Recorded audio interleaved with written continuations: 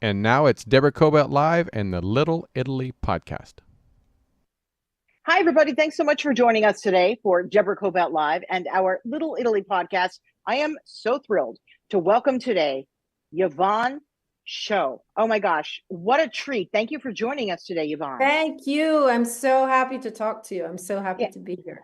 And you're streaming live from Italy, so I'm Can glad you we're able to imagine? make this. And it's amazing. But let me It's introduce. incredible. Isn't technology incredible? No, it's really easy. It's like as long as we get our hours straight, I'm like, okay, Yes. wait a minute. Is she 8 hours ahead, 9 hours ahead? Let's figure that out. So we got it. Anyway, Yvonne is the writer, the director, and the producer of an amazing documentary called Womeness. And it was recently screened at the Italian Cultural Institute in Los Angeles. I absolutely had to have her on after seeing this incredible film. Yvonne's also an actress. She's been in so many TV shows and films. And one of my favorites that she's been in is The Nanny. I love The Nanny. I watch The Nanny still. I watch it at night. If I'm in a mood, I'll put on The Nanny and it'll make me laugh. I just love it. Doesn't it put you in a good mood? It really puts you in a good mood. Well, like Fran is amazing. And I know she's like your best friend. So we'll talk about that too. And you're also an incredible women's advocate. So I'm so honored to have you here. Thank you again. Thank you again. Thank you. And Fran, remember, she was at the premiere in LA. And so it was so good to have her there with Peter and all her friends that are my friends for so many years. It was so great. I was so happy. Well, she's about that. She's all about women and promoting women. I really respect her. It was great to see her there. And in a minute, we'll talk a little bit about her and your friendship, how that developed. But I really want to start with Womeness. It's the story of 5 women. And talk to me about how this even happened. Well, I had finished 7 women. I had done first Roxanne Lowe at Magic Moments, who was an American photographer from like Andy Warhol, Basquiat, then the fashion world. And then that was my first film that I presented in Venice during the Venice Film Festival. And then my second film was 7 women. Fran was there, Susan Barsh, Beth Ann Hardison, Patricia Fields, Rula Gibrale, Rosita Missoni.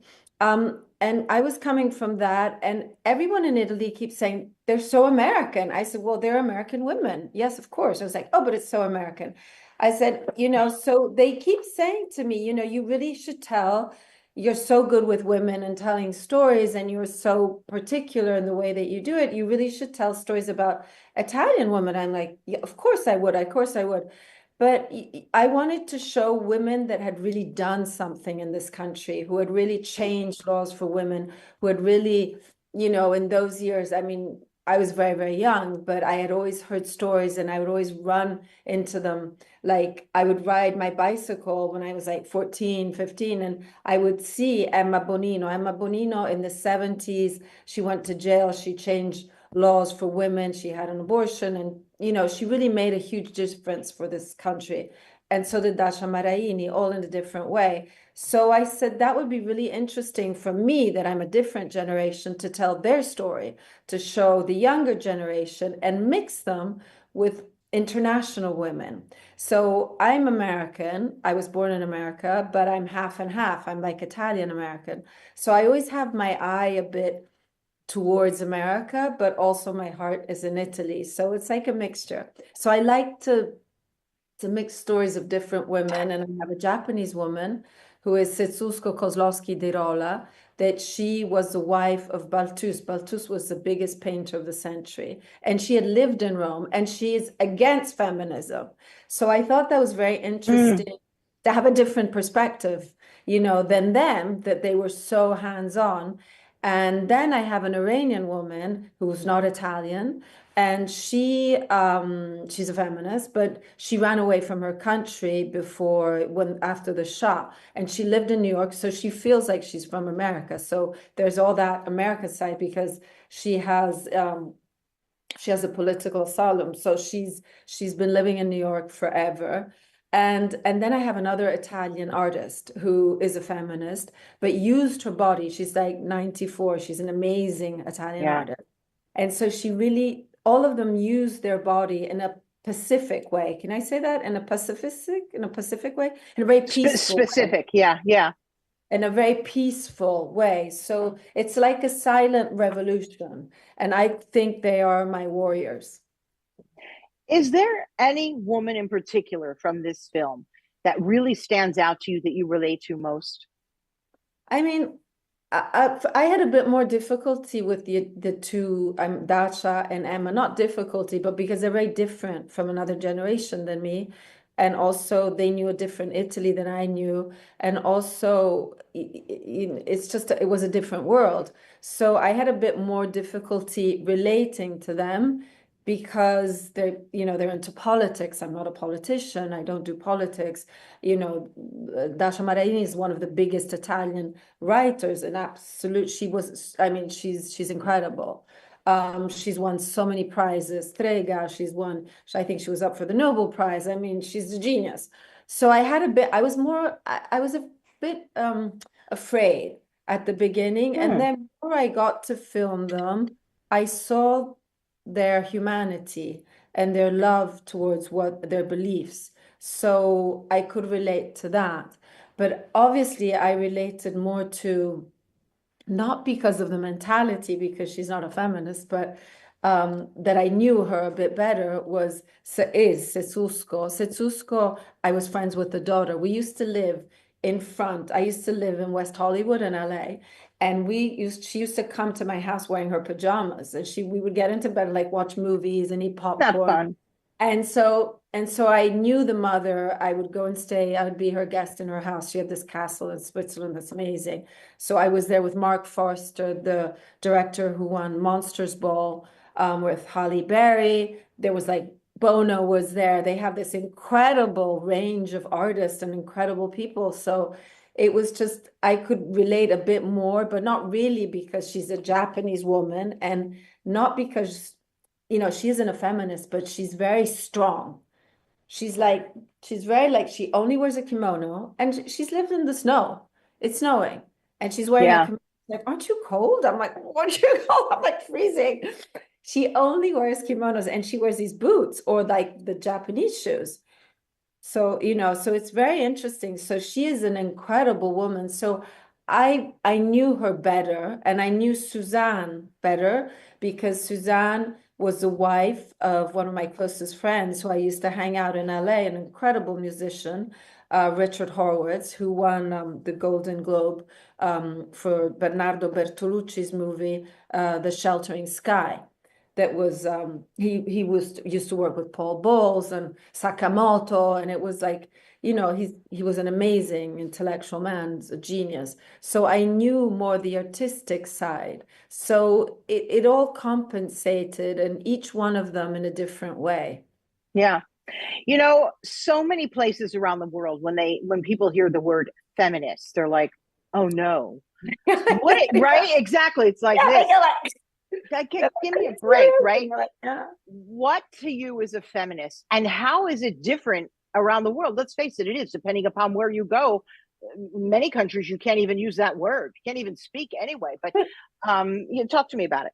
No, what is that word to you? It's interesting, being grown up in Italy, and being, my mother's American. She's an artist. She's a painter. So we're very open-minded, and being in Italy, pretty woman, you're like, they would always say to me, I even remember a few years ago, it was like 2 or 3 years ago, this older man, he says to me, looks at me, he's like, oh, well, you're famous, and I'm not, you don't work anymore, I suppose, you're a pretty woman, you should be married. And I was like, ugh. I was eating chicken. I said I was about to choke. And then I was like, oh, so, but it really depends, because this country has changed.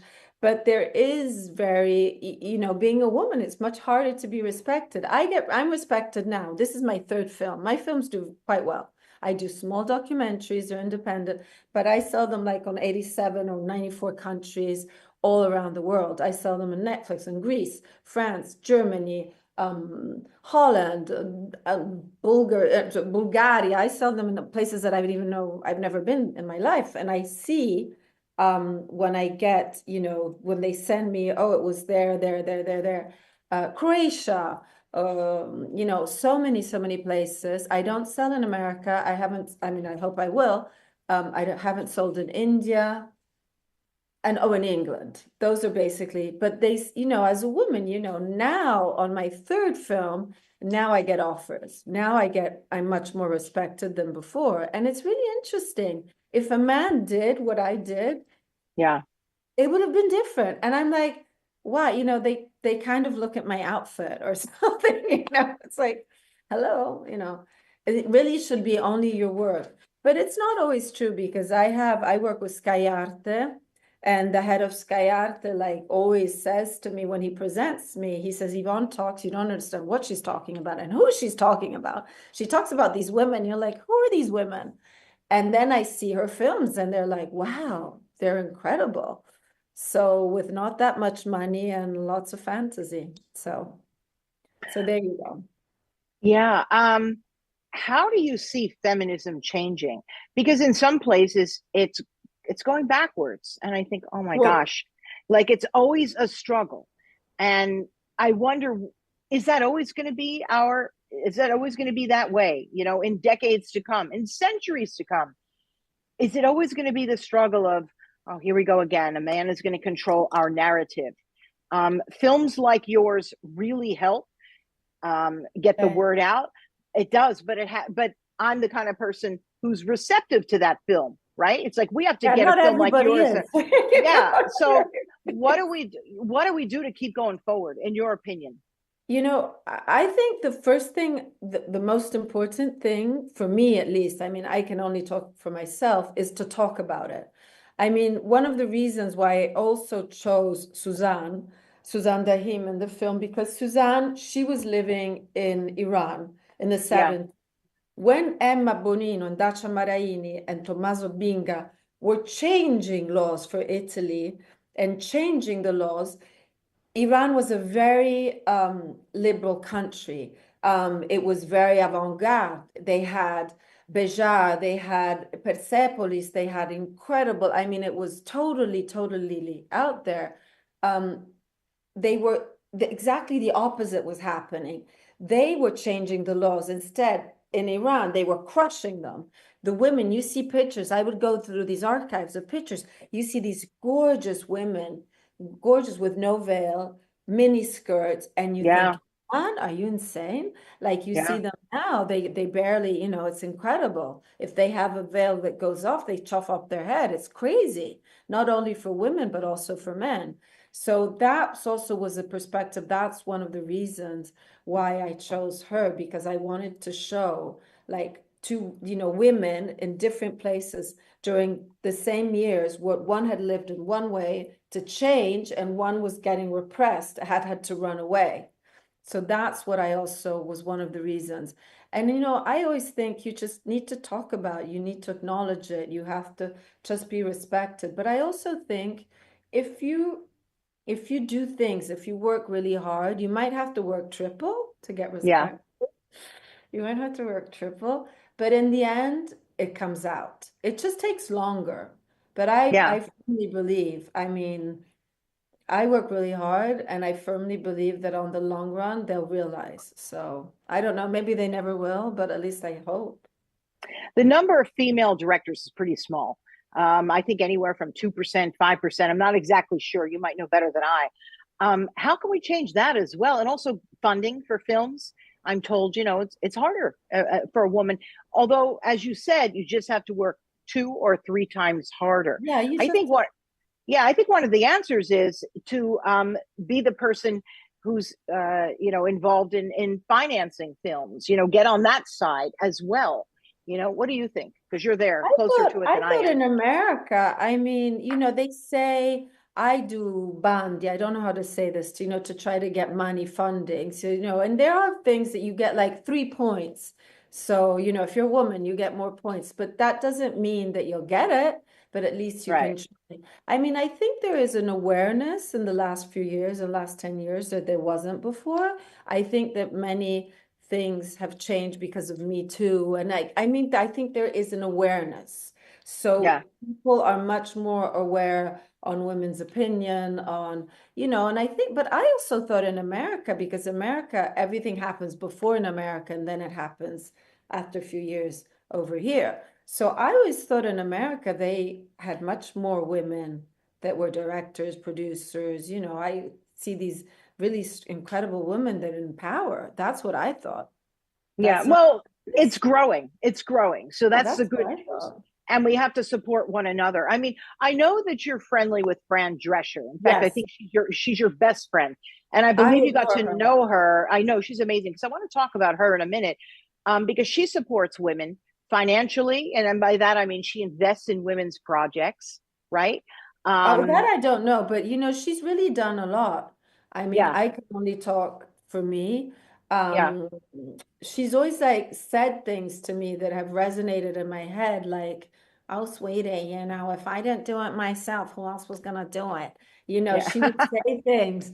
She was always so, and for me as a woman in Italy, I don't run into women. I run into strong women, but or they're in politics, or they're not in an artistic way. So Interesting. I was very interested in how she changed her life and how she transformed her life, and also the relationship with her husband, that it's about love. It's not about possession, holding on to somebody, but it's about loving them beyond whatever they are. And it's so refreshing. And I think if you're real, and I think if you're open, sometimes she was saying, "Oh, don't be so Italian," because oh, I was like, "Oh, well, and she's like, "Oh, sweetie, you need to," so chill, so, it's okay. I would be like, no, You, it's very interesting how you, as a woman, you can evolve, where yeah, she started off, and, the first films, and, how she learned from experiences and meeting people and learning and changing her points of view, and, studying. It's not, I mean, it's great to go to university, but, it's a huge expense to go to an incredible university. So also life, I mean, for me, my life was my university. And from yeah. people that I encountered, and things they taught me, and how can change also my perspective. If you're born in a way, or if you've grown up in a way, it's also interesting to see somebody that's completely different, from whom you can learn about. And That's from her, I actually really did learn a lot.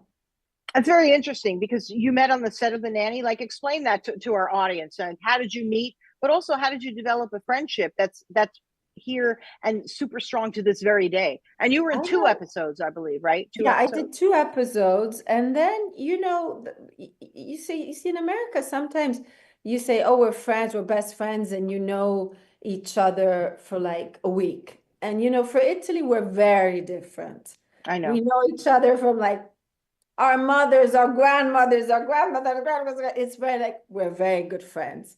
It's Yeah. very different. It's like, yeah, we know each other, but it doesn't mean. Instead, in America, sometimes that gets confused. Instead, I have to say with Fran, um, it's been different. It's a real friendship. It's different. It's like a family.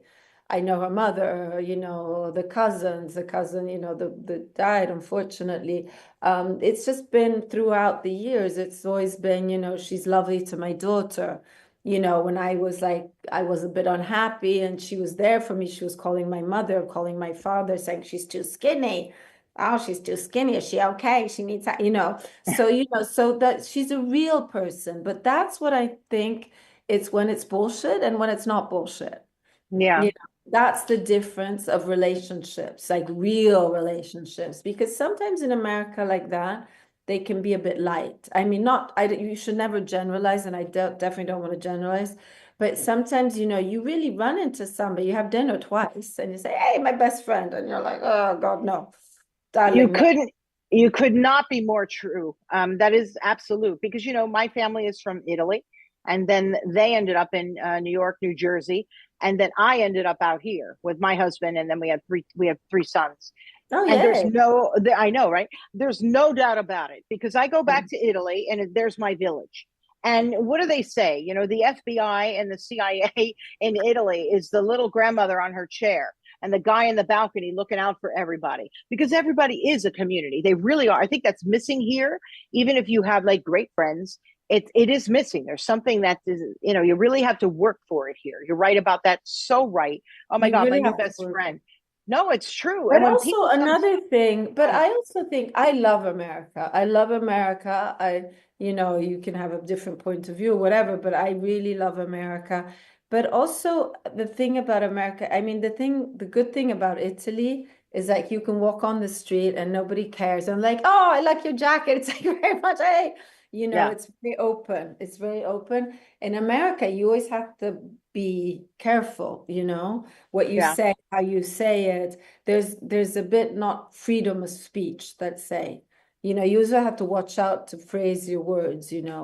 Instead here, if you think we grew up as a child, I would walk on the street, they would yell at me, they would like bye bomb, even too much that you would be like, oh well. So you're used to it. You get very streetwise quick. But it's you true. tell them to go for a hike, you in a nice way, but you tell them to go for a hike.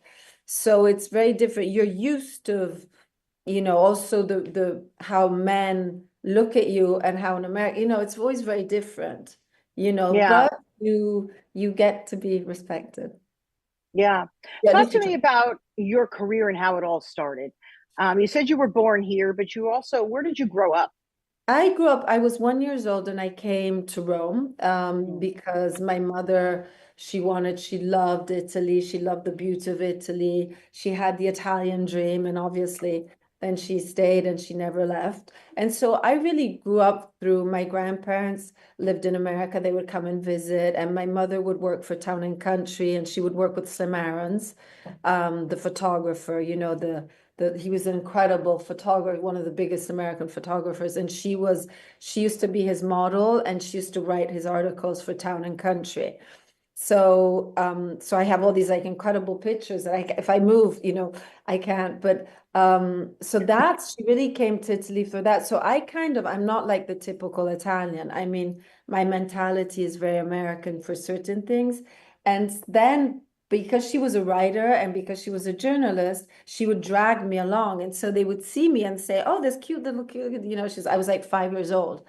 And so I started modeling when I was 5. I did campaigns. I would do kids' runways. I would do Capucci perfumes. I would do The Daughter, or I would do TV shows. And then I started doing commercials when I think I was like 10, 11. And then became very famous in Italy for a commercial that went on until like a few years ago. Can you imagine? It's like 120 years of a telephone company. And so I became very, very famous for that. And I was living in Rome with the nuns, and so Catholic. And they were like, no, ready to be on television. It was like if you were doing something else. And so then they started calling me for films and I would audition, but I had to go to school. I had to finish school. So the last year of school, I would go to school during the day. In the afternoon, I would shoot. I would do movies, but I was doing a TV series for Italy. And then I did a big film with Ornella Muti, and a very big Italian director. And then I did a TV show that was very, very popular in Italy. And then I wanted to go to America. I said, Yeah, I'm young. If I want to be an actress, I need to go to America. That's where everything happens. And they yeah, all thought I was crazy. And I said, no, this is in America is where everything happens. Italy is great, but I can always come back to Italy. Italy is my country. I'm known in Italy, so I can always come back. And they're like, they'll forget you. I said, no, they won't. So I went to America. I started again, and I did good movies. I did horrible movies. I did sitcoms. I did Boy Meets World. I did La Femme Nikita. I did tons of stuff. But I auditioned for Stanley Kubrick in my bathing suit and heels, I remember, in the Valley, for Eyes Wide Shut for one of the prostitutes. I was so embarrassed. I was like, but he wasn't there. He was in London. They gave me a script. So I did that twice. I remember, I did tons of, movies that, and back then there wasn't Google Map. I would get lost. I would get so scared. I would be like, driving my inky dinky little car that I bought from a Mexican guy at $1,000 from a restaurant, and it had no brakes. So I was terrorized.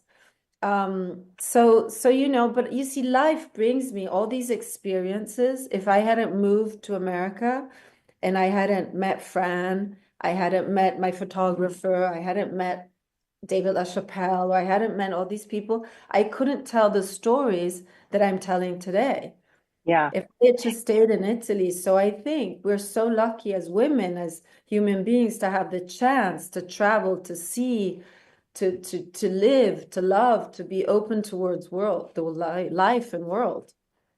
You know, writing, directing, producing, it's a time drain, right? It's a Yes. love, right? It's a love in your heart, but it Oh, takes a lot yes. of time. Do you want to act? You want to continue acting as well? Like, do you have something on a bucket list? Like, oh wow, would I love to do a film Yeah. with that guy? Like, what is I it? would I would love, but life, you can't do everything. I would love, I don't have an agent in LA anymore. I would love to have somebody, but it's just hard to like produce and direct and sell the films. Now I'm selling the film in God. different markets and to follow everything. And the problem is that they want to talk to me. So I'm like, okay, the poster of the film is going to be a mouth. So I'm like drawing the mouth. I said it needs to be like this. So I'm very hands-on. So I'm very hands-on because I like to do it how I like to do it. And because they don't understand what I'm talking about, because they're like, who's this Japanese woman? Who's this, Iranian woman? Who are these people? So it takes a bit more. So I don't have that much time. Yeah, There's some things that you have to give up. I mean, I would love to exercise. I would love to go to the gym. I have never had time to go to the gym. And also I I'm don't ex either. I I don't would either. love to go to the gym. It's like getting to be a problem. You know what I mean? Because the more I work, because I do, I do research on my people, right? I don't just toss people on my show. It takes a lot of work. And when I do that, I end up not going to the gym. I was sick a couple of months ago. I really got the flu. Oh my gosh, so bad. You can't even imagine. I didn't even think I'd ever recover. It was that bad. But when Oh, I really? was, Did you it get was, this thing that everybody gets, that they I, got really, really sick? it was That's influenza. like a virus, Yeah, right? it was. I Oh, don't know. It was wow. influenza A. It did test positive, but I got it so bad. Like my temperature was over 105.5. I didn't even think that Yeah. was possible. I thought the thermometer broke. I sent my husband out to the store. I'm like, you got to go get another one. I ended up in the hospital. It was sick, but Oh, as that's I was, horrible. it was terrible. But I was finally recovering, right? Finally, like able to sit up again. I'm like, I'm going to take myself to the gym. And it felt so good, and I started going and I went into a sauna again. And I thought, oh, this is great. And then once I started working again and doing my shows, boom, out the window that went. You're right. That's another commitment. Like you're going to work out. You got to like make the commitment at the Yeah. time, right? But You have to make, and yes, so there's certain things, that you just can't do everything. So you try no, to do your best. And also in Italy, it's because it's such a smaller country than America, there are less possibilities. So, also I would love to act. I would love to continue, but it's like harder because, now I think in Italy there's some tax breaks. So there are lots of Americans that are coming here to shoot. I played a gold digger. I think it was for Paramount that just came out, and I played like a gold digger wife with like lots of curly hair. I what was told it called? Wait, what's that called? Nick Casino at Nick. No, it's called Casino a Rischia, Casino Oh, in Ischia, nice. or something like that.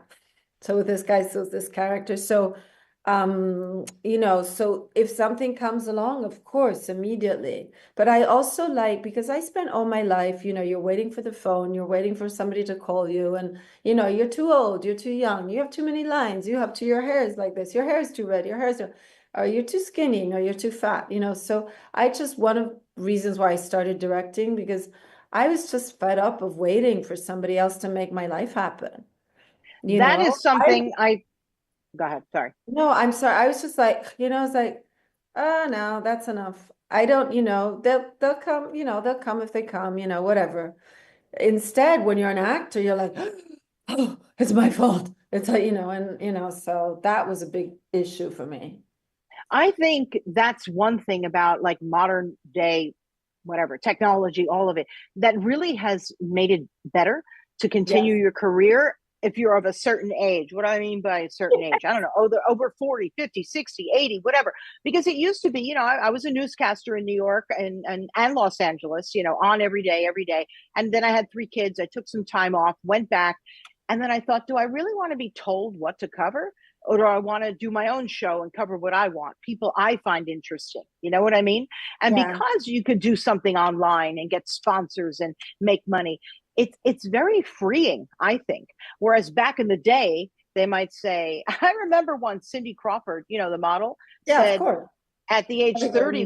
they said to her, "You're 30 now. What are you going to do?" I mean, could you imagine? Like that Oh 30 yeah, is now young, and I think it's because like we have turned around that narrative. Women have turned that around. We're like, yeah. I don't think so. And to your point, where you just keep going little by little, you could see those changes happening. You know what I mean? I'm a big fan of what's her name, Iris Appel. Do you know who I'm Oh talking about? yes, That of course. She just I mean, died. I she saw her did, in she Palm did. Beach a few times. Yeah, I wanted to interview love her. I her. loved her. I Love swear. her. Yeah, I loved her. And But also for being so out there. yep, So, to be what you want to be. And she was like, whoa, over the top. I mean, you could see her walking from a distance. She was great. she Yeah, remains my inspiration, even though she sadly has passed. But she didn't really give a shit what people she didn't give thought. a shit. Right there you go. We're on a podcast. We can curse, but she didn't. She wore what she wanted. She said what she wanted, and how old was she when she passed away? I mean, No, I don't you know. see, that's the thing that I love about America. Sometimes I'm in the car and I turn around and I see like a woman with curlers, or you walk, or or you go. I was going like I was driving through. I left the car. I was going to get a coffee, and there was like a woman like with her another one where she had her like hair and she had like fluffy slippers and she was just walking and she didn't give a shit. Like something like that in Italy you would never see. See, that's a great thing about America that nobody Although cares. I Nobody I think cares. I think that's more of an LA thing because I'm Oh, it originally is? from back east, and in New York, I think people dress just a little bit Oh, more. maybe yes, right. Like I'll go out in my sweats right now. I'm wearing them like from the waist down. I got sweats on. They got holes in them. I'll go outside and go for a walk. And I'm thinking, would I have done that in Manhattan? I don't know. Maybe I would have. I don't know. But every time I go back, I think, No, oh, yeah, you're people right, are a you're right. little nicer dressed. But I know what you mean. I get your point, right? People are just more relaxed here, right? Yeah, like in Europe or in Italy, or in Paris, you would never see something like that. Like that's a great thing about America that I adore, that really nobody cares. Yeah. That I remember the first time I wore sneakers and I had a fitting with Ungaro in Paris I had to go to Oh, Cannes. And so I had Emmanuel Ungaro that made a dress for me that was this amazing designer, Avenue wow. Montaigne. It was like a big deal. And I arrived straight from LA. I had my silver sneakers, jeans, my little like tight little like leather jacket. And the Yeah. French woman at the reception, she she sent me in the thing with the maids, in the kitchen to get Oh me up. no. It's like, I oh, know. these tacky Americans. I was like, what did you say? And moi je parle français comme une française. I did 10 French films, so I speak really good French. But she didn't realize I spoke really good French. And this woman, she was insulting me. I don't know why, but I think Uh, that was just like an attitude. And French, I adore French people. They're the most beautiful, elegant French women are so gorgeous. So yeah. so gorgeous. And, I always say, make me French because, they always have that, they know that everything is perfect. Always have a scarf. They always have a scarf. It could be, Yeah, and that's I do me. too. They always have a I, scarf. it could be Does it a rain? small. No, I just think Like, to put I it always, like, yeah, you could put it over your head. You could cover your neck because a lot of times I get cold like right here. So I also always have a scarf. But French women just seem to know how to wear that scarf even better. wear that Like scarf. just put it in. You know what I mean? Like Fran Um, loves Paris. Fran adores Paris. Oh, good. Next time you guys go, you can invite me. That would be Yeah, fun. okay. Okay. How many languages do you speak? I read So that you I speak. speak. Yeah. Moi, je parle française comme une française, because I have a French name. I have like a French name from the 40s. Yvonne de Gaulle, Yvonne de Carlo, Yvonne, it's like an old French name. La tante Yvonne. So I speak French, parlo l'italiano perché sono italiana. And I love to do accents. I do all the slangs. I love to do that. I speak English, Spanish, hablo español, porque me encanta el español. I did a Spanish movie, and that's it, and English, that's it. 4. Yeah. That's a lot because, as you probably know, in America, most people just speak English. maybe Spanish, but most people, I know, but I have an issue with that because when my three kids were going to school, I'm like, come on, we should be teaching them at least three languages before fifth grade, like something. I think that's very important because then you're a citizen of the world as Yeah. opposed to, getting out your Google Translate, which is what I always have to do. I'm not very proficient in any other language, even Italian, I'm not so terrific. But that's another thing about Europe and being educated in Europe. People there, students there have, I think, a more global outlook on things. Well, also you have to also think about the distances. Like I get on a plane Yeah. and in 20 or 2 hours I'm in Paris. I get on a Yeah. plane, I can be in Spain, I can be in Madrid, like 2 hours and a half. You can be in London. Hello, darling. We can be in London. Hello, right. So it's easier. America is such a big country. Yeah, And no, it also is. there's another thing. Like my mother's American and she's lived in France, she's lived in Italy. She talks pronto, buongiorno. She talks like that because you learn That's funny. language. And she's convinced she speaks really well. She's like, pronto, no, Yvonne, no che. And she's like very American. Speaking like, or she speaks bonjour, or like that in France, but convinced she speaks perfectly. And she's an amazing, incredible woman, but her languages are not her thing. But also it is because for your children, I think you should teach them when they're very young. Because Absolutely. the brain absorbs really easily, and it's so much faster and easier to learn languages. I learned languages when I was very young, so they would just change. I live with the French nuns. So I didn't speak one word in like 6 months. I was speaking French. You just had to, I would just cry my eyes out, and then eventually I'd start speaking. Yeah. So there. So I think that's also the thing, that it's just easier because, to go from one place to another in America, it takes so long. What's next for you, Yvonne? Like, I know that it'd be great. It'd be great to get this film, Womeness, distributed here in America. I think that would be great. I want my friends to see it. I want people to see it. So anything I can do to push it out, you let me know. Thank you. Right? That would be amazing. And also, I'm trying also my first and my second. And also, I haven't sold them in America. And I don't know, I still have the American dream. I still have the thing that I would love my American photographer, Roxanne Lowe, that she's dead, unfortunately, to be seen in America.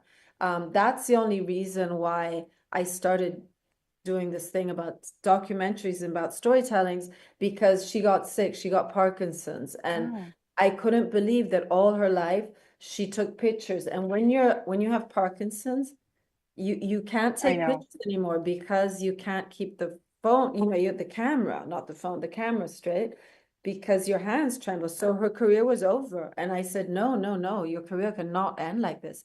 Everybody needs to see that you can make pictures talk, that your pictures are alive, that your pictures are iconic. Your life is extraordinary. Like everybody's life is extraordinary, but your life, you have to tell people. And there was nothing on her because she would talk like that. Hey, Evo, what's happening? Oh, wow. So I said, I'll say, tell the story. I had no idea, but I knew how to tell her story. And so everybody was so surprised on that. So from then I just realized how much I love telling women's stories, how much I enjoyed it. I always do it because as I said, I want my daughter to see. I grew up, my daughter without a father. So I really want her to see, that she can do anything she dreams. She can really make it happen. That's like, for me, the American dream. But I would still love my films to be seen. I'm very happy they're seen in Greece, France, all these countries. But if they were seen in America, that would be incredible, because there's always a part of America, of American women in them. Yeah. Yeah, no, they do need to be seen in America. So they're just magnificent. I'm such a big fan of your work. Do you have an idea for another film behind you? Okay, yes, absolutely. I have another project that this time I had it written by an Italian writer who's a very good writer, who was the wife of a very big Italian director who I worked with. and it's a story about Rome. It's a story about food and all that. And so I'm working on that, and now I'm getting all these offers. So I'm like, wow, okay. So I'm Oh, now that's getting a bunch of magnificent. offers. Yeah, I Oh, had like today, like magnificent. meetings, and yesterday meetings, tomorrow meetings. So yeah. So very super, super happy and there. So slowly we'll see what's gonna happen. Yeah. Well, it was wonderful to chat with you here. And when you Oh come wow. back, How long went you on? know, How long have we been oh, talking? I like forgot. 45, 50 Oh minutes. We've been going for wow, a really? while. Oh I my I told you. God. Well, remember when we set up this interview, you're like, well, I don't know, it's on Zoom. I'm like, no. It'll be like we're talking, like two girls in a room, Oh, right? okay. Yeah, no, you were right. Right. I It's like forgot kind of like, because wait, what? We're bring out the coffee. Let's just keep going, right? But okay. Well, no, no, I because really you see, here it's dark. Here it's yeah, dark and yeah. light. So I said I'm gonna look like in my house, No, light, no. it's not It really that much. worked out. I just wanted people to get a slice of you, to understand how you think, how you view women, film, and your heart. And I think that came across really well. So I'm really honored that you shared yourself with our audience. And I'd love to see you when you come back out here. When are you coming Yes, back? definitely. Are you gonna come this way? I'm supposed to be coming there at the end of May, so I'll let you Okay, know. so But if not, do you have any idea when you're headed back? Or Um, I sent, not application, but I sent my film for film festivals in America. So oh, that'd be great. hopefully. Oh, And that'd then be I'm doing a wonderful. festival in Morocco that they took me in a few weeks. Then I'm doing another few in Italy that they took me. So I'm getting all these things. So slowly. You always have to work on it. Being a woman, you always have to work on it a bit more, but eventually it does happen. It's another, and I really do have to go, but I want to say this. Another film festival that's growing is the Sarasota Film Festival down in Sarasota, Florida. Just check it out. Oh, wow. Oh, I need Yeah, to it's write a that. really super artsy community, and their film festival is really growing. It's the sister city to Cannes, France, right? So Oh, I had no idea. yeah. So check that out. Now Okay, it's too late for this year because it's in April, but I know. they're Okay. magnificent there. You Anyway, see, all these um, things I don't know, but it's so good. You see, I'm so lucky I met you. If I yeah, didn't go to the Italian Institute, I would have met you. We wouldn't have had this conversation. You see, it's all like a work in progress. yeah, they're pretty spectacular. I love the work they do there. They always have such interesting people. So when I found out that you were going to be there showing your film and talking, I just ran, I really wanted to get in, and I'm so grateful we met. So So gosh, happy we met. Yvonne, So if yeah. you see Emanuele, please say hello, send him lots of love and kisses. Oh, I'm about to interview him in 10 Oh, you minutes. are? Oh, yay. Yeah. So you're like right in front of him. So Okay, anyway, okay. thank you, Yvonne Show. And people, if you want to learn more about her work, how can people reach out to you? They can reach out to me. Oh wow, that's a question. On Instagram, Yeah, on TikTok. I just signed up on TikTok, but I'm not used to this hater stuff. This can yeah. be stupid, I hate it. Instagram's easy. People just instant message on Instagram a lot. I like it. I Oh, think it's easy. People reach out to me all the time on Instagram, and you'd be surprised. Sometimes some pretty cool interviews have happened that way. oh So, wow, but that's good. That's good. yeah, Okay, there or else there's my website, there's an email. So yay. So I think that's the easiest way. so people Thank can you find you so and your much. work. Thank Thank you you so so much. much for your time. Of Thank you. course. Thank you. Big kiss. Big kiss back. And everybody, you can find our interview with Yvonne over on Deborah Kobylt Live and also our Little Italy podcast. We simulcast it. It's on YouTube, it's on Facebook. We're going to post some promos on Instagram in probably a week Yes. or two. And then after that, it's also an audio podcast. So you can get it on iHeartRadio, on Spotify. Just put in my name, Deborah Kobylt Live, and you'll find our interview right there. So I want to thank everybody for joining us. Tell your friends, and we'll see Thank you next you. time. Bye bye. Bye. Bye.